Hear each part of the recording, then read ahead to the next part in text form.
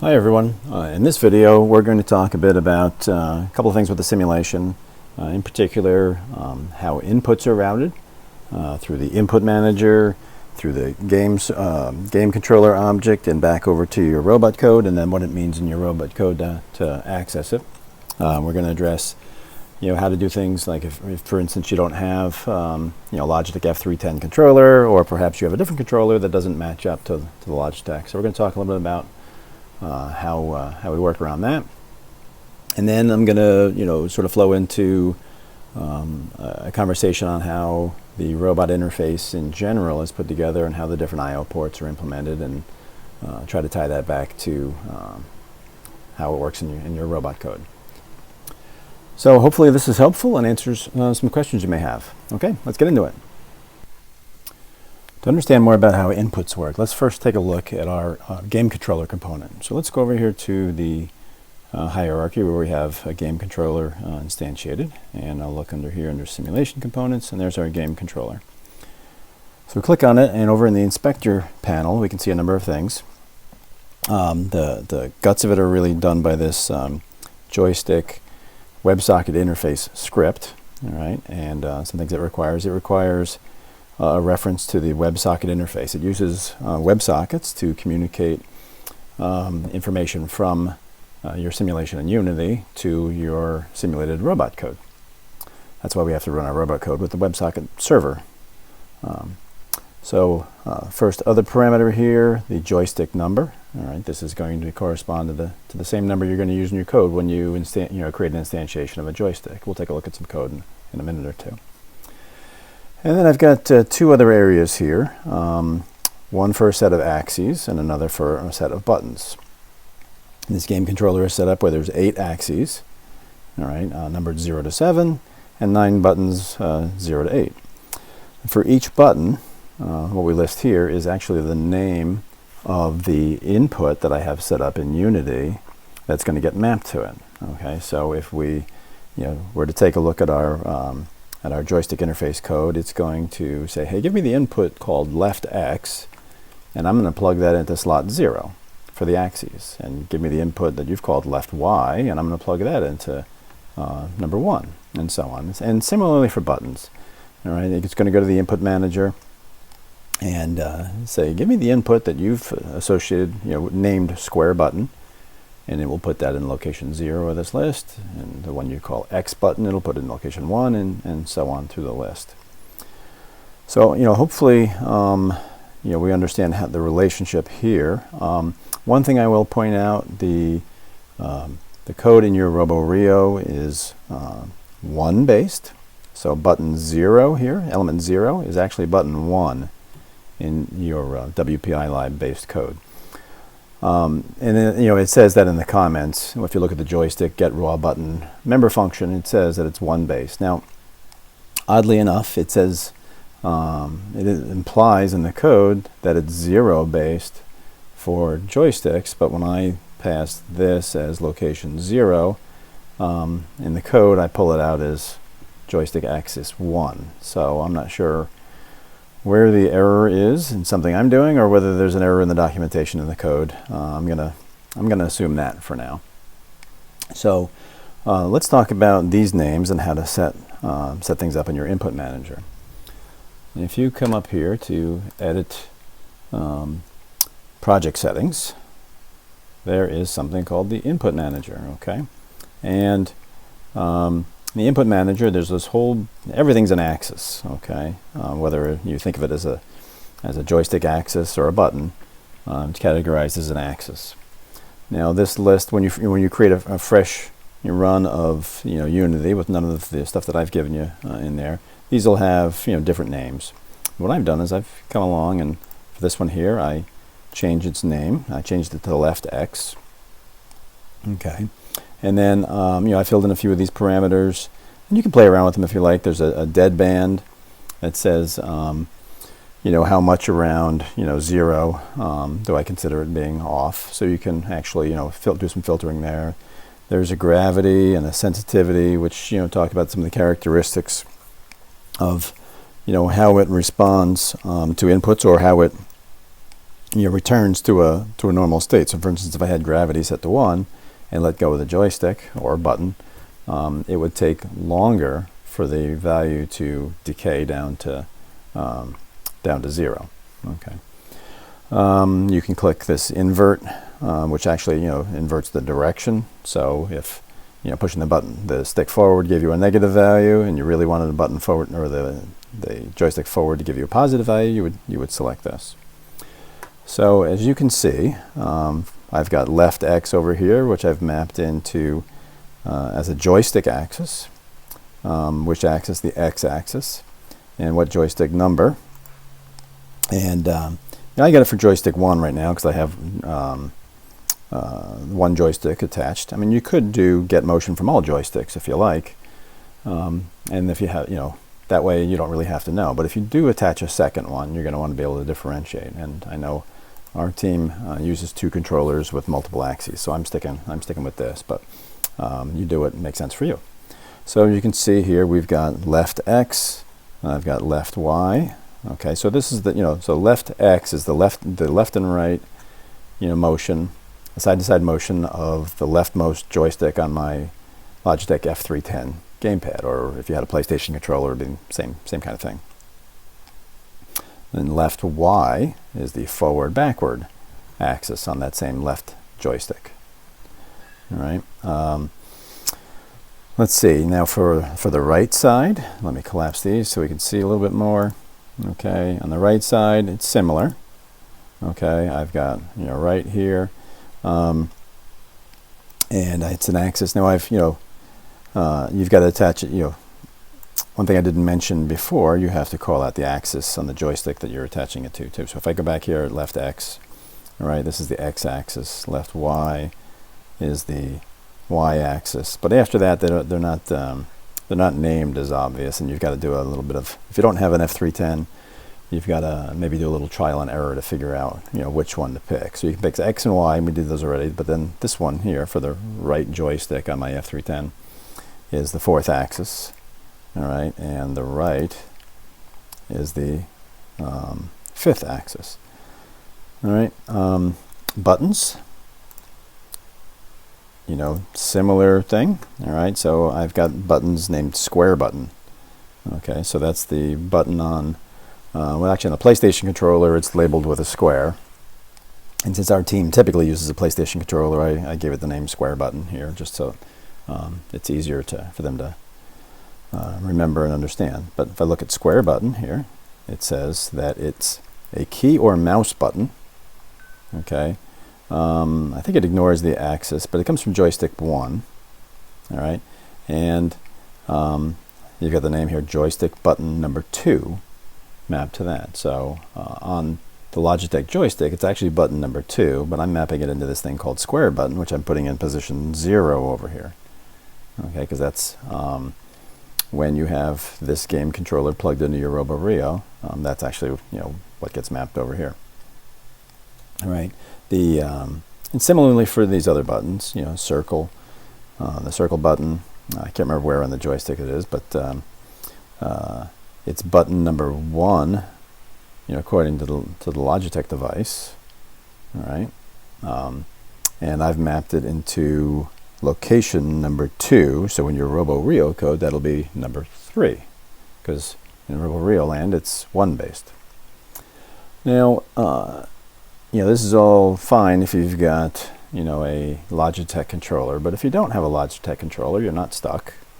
Okay, you can just change this to suit whatever setup you want. So maybe you've got a different controller that you've got to work your way through. I'll talk a little bit about a keyboard version. All right. So what we can do is you come in here, and we can change this from joystick axis to key or mouse button. All right, and then for positive and negative, we can put in what buttons we want to be the positive direction and what button we might want to be the negative direction. So left is the left arrow key, and right is the right arrow key. All right, so for that left and right, on the left, simulating the left joystick, I've tied it to the left and right arrow buttons. Okay. And then if I look here, Actually, what I wanted to do is, since the right-hand joystick for our team, I'm sorry, yeah, let's go back here for a second. This is the forward and backward that we're using. Okay, so for this, I would make this key or mouse button, and I would change this, and make sure that these are set to down and up. Now, when you go to use it, you may find that, oh boy, when I press the up button, my robot goes backward. Okay, well, if that's the case, really we just need to flip the axis. So just click on this invert button, and that will flip that around to be aligned with what you really have. One word of caution.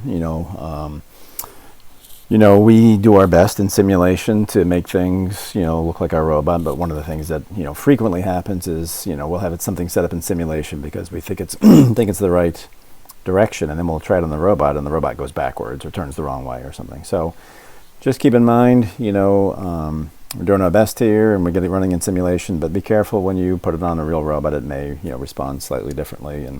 And if you find that's the case, fix it on the robot and then bring it back here. And make sure that these settings are set up so that they actually mimic what you really have built, because that's the most important thing.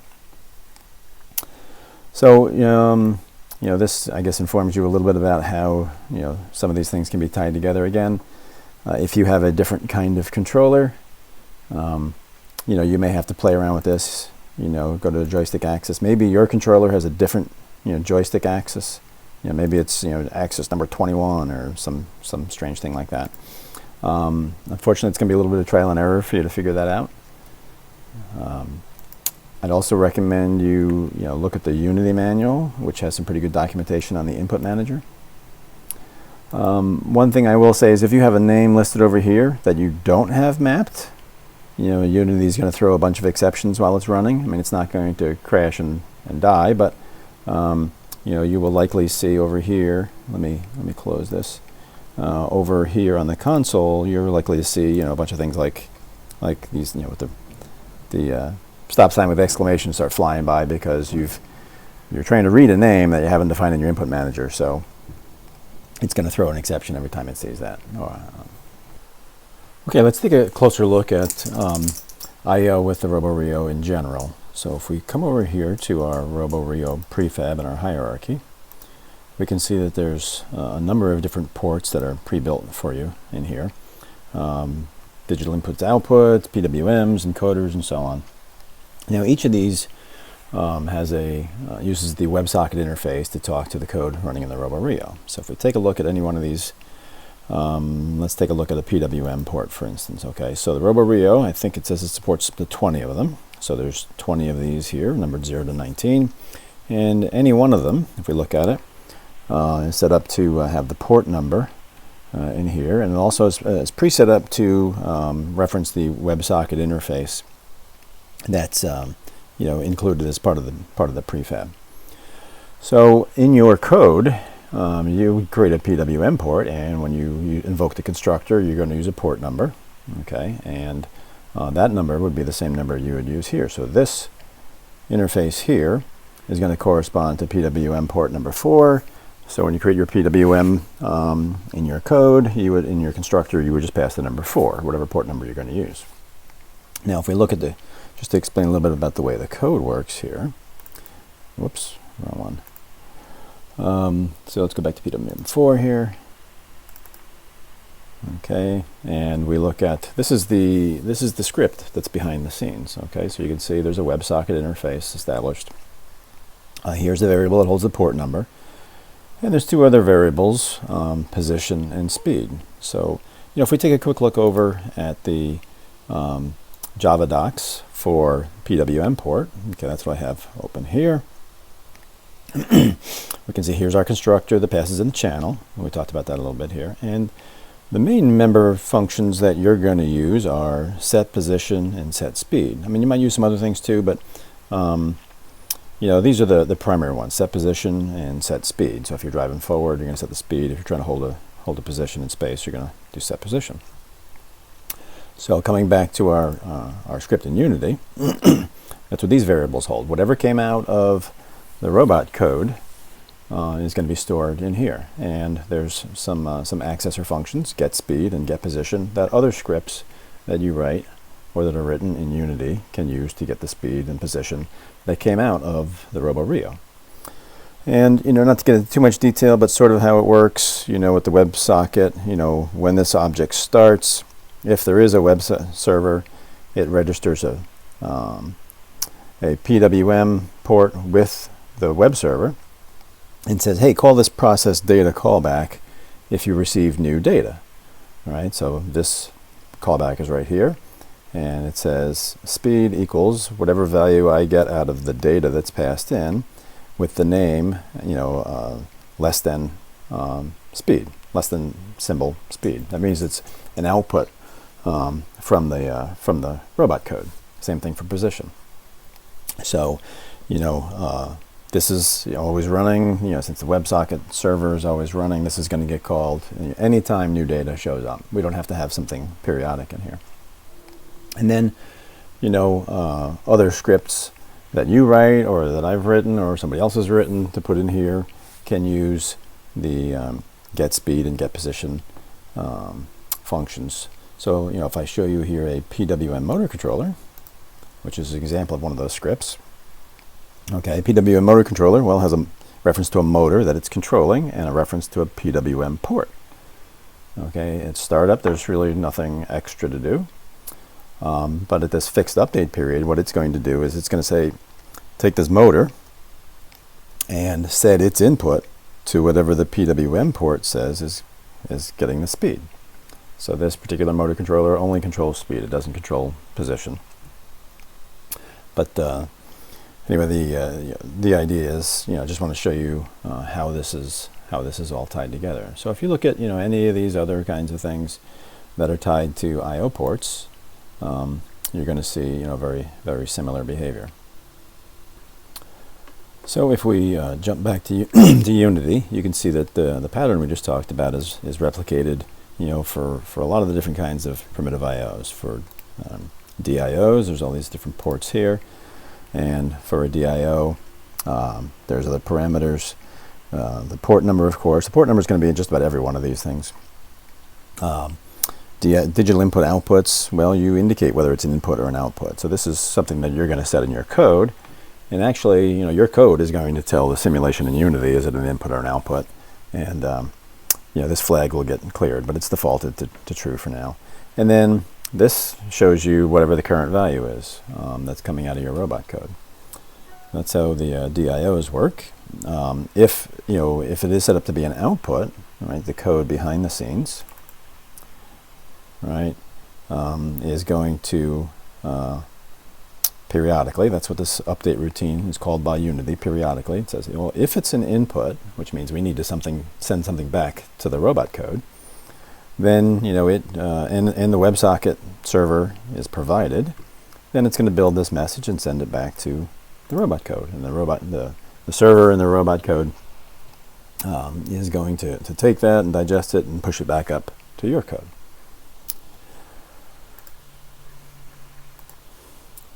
So I'm not going to go into much more detail here. We talked about DIOs and PWMs, analog ports, same kind of thing. So if I want to use analog 6, in my code, I create an analog input and I pass in port number 6 to the constructor. I'm going to use, this port in my simulation to actually receive or to set the input that's going back to the robot code. All right, pretty much same for all of these. So that about covers everything I was going to talk about in this video. We talked about how inputs are set up using the input manager and the game controller object, and how it ties back into your code and the robot, and then a little more general discussion about how the different kinds of IOs